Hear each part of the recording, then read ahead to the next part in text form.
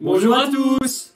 Alors Jésus fut conduit au désert par l'Esprit pour être tenté par le diable. Et il jeûna 40 jours et 40 nuits.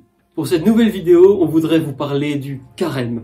Le carême, qu'est-ce que c'est? À quoi ça sert? Pourquoi est-ce qu'en tant que catholique, on est tenu de faire le carême? Plein de questions que peut-être que vous vous posez et on est là pour vous aider à vivre ce temps fort de la liturgie. Alors le carême, chez les chrétiens catholiques, ça dure 40 jours. C'est un temps qui nous prépare à la Pâque, à la résurrection de notre Seigneur Jésus-Christ. Pendant ce temps, qu'est-ce que nous vivons? Nous vivons trois choses. Premièrement, la prière. Notre âme se rapproche un peu plus de Dieu. Deuxièmement, le jeûne, pour vraiment pratiquer l'ascèse et vraiment nous maîtriser un peu plus. Troisièmement, l'aumône, le service, qui nous permet de servir. Pendant ce temps, nous servons, nous aidons les personnes en fait. Pendant le carême, on est appelé donc à vivre un temps particulier, un temps peut-être assez difficile, mais en même temps tellement riche en bénédictions. Parce que pendant le carême, on est invité à laisser de côté certaines distractions, certaines choses de la vie qui ne sont pas forcément toujours très utiles pour nous reconnecter à l'essentiel, c'est-à-dire au Créateur. Quand on reçoit les cendres, on se rappelle qu'on redeviendra poussière. C'est notre corps qui redeviendra poussière, mais nous, on ira vers Dieu. Et donc c'est vraiment le moment de se souvenir de ça, de se souvenir du Créateur. Et pour se reconnecter à lui, eh bien, il faut la prière. Et comme exemple de prière qu'on peut faire un peu plus souvent, il y a par exemple le chapelet. Le chapelet, on en a déjà parlé, cette prière assez à la fois simple et difficile à faire en même temps. Eh bien, on peut prendre une demi-heure de notre journée, par exemple, se dire bon voilà, je vais pas aller sur mon ordinateur, je vais plutôt sortir mon chapelet et je vais réciter comme ça. On peut prendre des moments en fait pour pleinement revenir à un bon rythme de prière, à avoir un rythme de prière un peu plus intense que d'habitude. À part le chapelet, il y a aussi bien sûr l'oraison, ou un temps juste dans la journée de 15 minutes, de 5 minutes, où vous vous reconnectez avec votre Créateur. Vous priez, vous dites quelque chose à Dieu, ou juste une introspection sur soi pour voir comment a été ta journée. Tout ça en présence du Seigneur. Deuxième chose, c'est le jeûne. La prière, c'est bien, mais le jeûne aussi, dans ce temps de carême, permet encore de bien peaufiner sa prière. Parce que Jésus dit, eh bien, cet esprit, il a dit dans un verset, cet esprit ne peut, mais ce démon ne peut être chassé que par la prière et le jeûne. Donc du coup, le jeûne, c'est ce moment où je me délaisse de mes addictions. Ou encore, c'est ce temps où je réduis ma quantité de nourriture pour vraiment en fait que mon corps soit faible afin que mon esprit domine mon corps. Et ça me permet de prier et de m'approcher, de me lever un peu plus vers Dieu. Et pour ce faire, l'Église catholique propose 2 jours de jeûne dans ce temps de carême. Le premier, c'est le mercredi des cendres, ce jour où nous recevons les cendres et que le prêtre dit tu es poussière, tu retourneras poussière ou encore d'autres phrases. Et le second jour, c'est le vendredi saint. Vendredi saint, c'est ce jour où Jésus, bien sûr, se donne à nous et est mort sur la croix. Et bien ces 2 jours-là, l'Église officiellement propose qu'on jeûne vraiment à ne rien manger si on peut et à juste boire de l'eau bien sûr. Ou alors pour ceux qui ne peuvent pas, prendre quand même un peu de pain ou voilà. Donc je vous encourage aussi vraiment à prendre ce jeûne en main, de faire les 2 jours-là de façon concrète.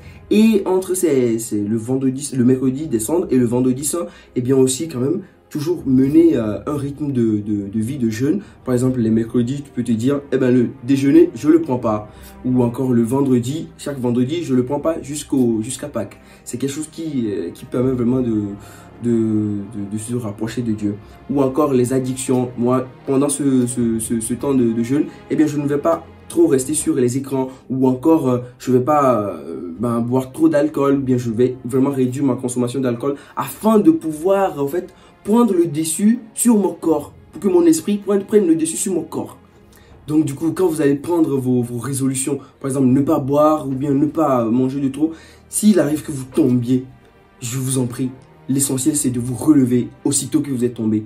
C'est ça qui fait le carême. Le carême, c'est pas que j'ai réussi de 100%, mais parce que je suis tombé, mais je me suis relevé. Comme le Christ qui, en prenant la croix, est tombé, mais il s'est relevé, il est allé jusqu'au bout. Donc, allez aussi jusqu'au bout de vos efforts. Et c'est là, en fait, que vous rencontrez le Christ. Donc, le troisième point, c'est l'aumône. L'aumône qui va aussi avec le service. Jusque-là, on a fait la prière, on a fait le jeûne, donc c'est des choses qu'on vit de manière assez intérieure, qu'on vit seul. Mais comme on est chrétien, on est membre du corps du Christ. Donc on est aussi amené à vivre le temps de carême avec les autres. Et cela passe par l'aumône et par le service. Et pour ce faire, comme exemple d'aumône, vous pouvez vous mettre sur vous que pendant ce temps, je vais toujours garder quelques pièces avec moi. Et quand je verrai en fait une personne, qui est dans le besoin, et bien je vais l'aider. Mais sachez que c'est pas juste aussi donner en fait à une personne de l'argent, mais aussi donner de son temps à une personne, donner de son temps, de ce qu'on vit. C'est ça qui est très important. À part ça aussi, le service, donc oui, pourquoi pas faire un truc, si vous êtes sur votre paroisse, vous pouvez décider à partir d'aujourd'hui, faire un truc à la paroisse. Ou encore même à la maison, je me charge de faire la vaisselle, je me charge de faire telle chose. Et vous le faites pendant ces 40 jours. Je pense que ça peut vraiment vous aider et ça sera en fait cette dimension de service que vous vivez. On vous invite également à vous renseigner sur vos paroisses s'il y a des propositions de carnets ou que sais-je pour vous aider à vivre ce temps. Par exemple, chez nous, au Sacré-Cœur de Mantes-la-Ville, il y a l'Angélus qu'on est invité à faire. Donc l'Angélus, c'est une prière à lire 3 fois dans la journée. Et on a aussi à disposition des carnets de prière qu'on peut acheter et c'est sur le thème de Saint Ignace de Loyola et ça peut nous aider aussi à chaque jour vivre ce temps de carême en ayant comme ça un cadre pour nous aider. Bien sûr, bien évidemment, après ces moyens-là, eh bien, il y a aussi d'autres moyens. Par exemple, sur Internet, il y a des communautés qui vous proposent des choses, des méditations tous les jours avec des résolutions. Par exemple, il y a l'application Hosanna qui vous propose vraiment de très belles méditations et des résolutions. Et sur notre chaîne, nous allons vous proposer aussi des short vidéos que je vais faire pendant ces 40 jours pour aussi essayer de vivre ce temps de carême entre nous sur cette chaîne YouTube. Et nous allons méditer sur le livre des Syracides qui donne des conseils sur la vie et ses pratiques avec des résolutions. Donc n'hésitez pas à toujours continuer à nous suivre parce qu'on vous annonce du très lourd sur la chaîne. Et oui. C'est presque la fin de la vidéo, mais ne partez pas tout de suite parce qu'on a un cadeau pour vous. On va, avec Justin, prier pour vous aider à vivre ce temps de carême. Donc du coup, laissons nos cœurs en ce moment au Seigneur afin de nous préparer pour ce temps de carême, afin que nous puissions vraiment vivre ce temps avec lui et nous approcher de lui, être ressuscités à la fin avec lui.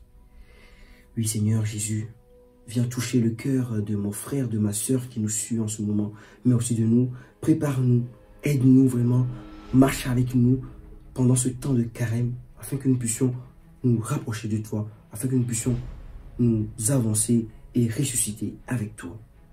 Notre Père, qui es aux cieux, que ton nom soit sanctifié, que ton règne vienne, que ta volonté soit faite sur la terre comme au ciel. Donne-nous aujourd'hui notre pain de ce jour. Pardonne-nous nos offenses, comme nous pardonnons aussi à ceux qui nous ont offensés. Et ne nous laisse pas entrer en tentation, mais délivre-nous du mal. Amen.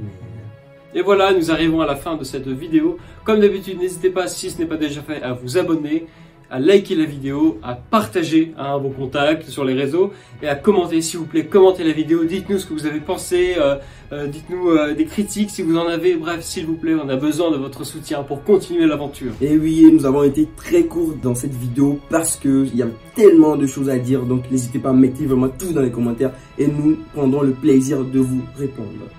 Voilà, et surtout, lâche tes addictions et accepte la bénédiction.